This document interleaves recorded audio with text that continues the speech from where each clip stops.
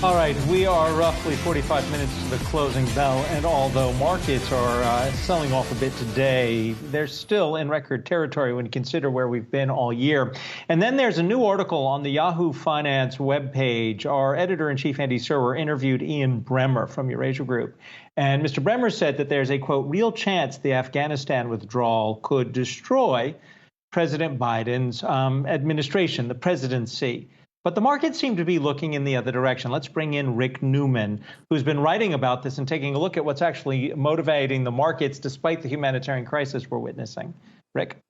Well, what's happening in the markets today has nothing to do with what's going on in Afghanistan. You guys have been talking about it. It's concerns about new regulations in China, weaker than expected, Home Depot earnings, retail sales a little bit weaker than expected. But what did the markets do while the Taliban was basically sweeping across Afghanistan last week and then taking Kabul? We had 5 record highs in the S&P 500 while this was happening. And perhaps more importantly, almost no indication in the bond market telling us there was any kind of flight to safety or flight to quality. Normally, bond yields would go up if that happens. That really did not happen.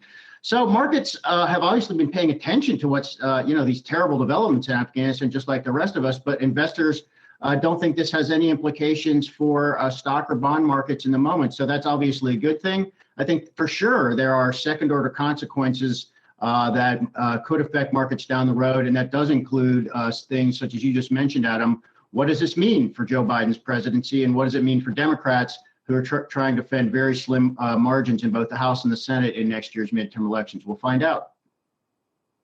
And Rick, to really piggyback on that point, wondering what this might mean for the Biden administration's ability to negotiate with congressional lawmakers on future legislation. Of course, we have that infrastructure bill that is still up in the air, especially on the reconciliation side of things. So where do things stand on that front, do you think?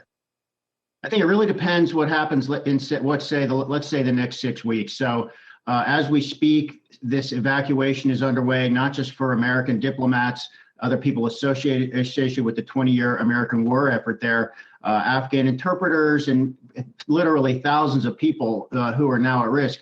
The most important thing from President Biden's perspective is that there are no U.S. casualties as that all unfolds. As we all know, the Biden administration has had to rush troops back into Afghanistan, mostly in and around the airport in Kabul, to safeguard this, what is now a huge airlift that's underway. So if 6 weeks from now, this airlift looks like it has more or less worked, I think, despite whatever kind of horrifying developments we might see inside Afghanistan itself, if this does not affect Americans, I mean, I hate to put it this way, but if Americans don't see Americans being harmed through this, then maybe this won't affect President Biden all that much. On the other hand, I think what Ian Bremmer of the Eurasia Group was talking about, if there is some kind of unforeseen disaster, a firefight with the Taliban, more American deaths at the time when we're supposed to be withdrawing to prevent such a thing, that would have longer terms and very bad implications for Biden's ability to get anything done. So Biden's political standing right now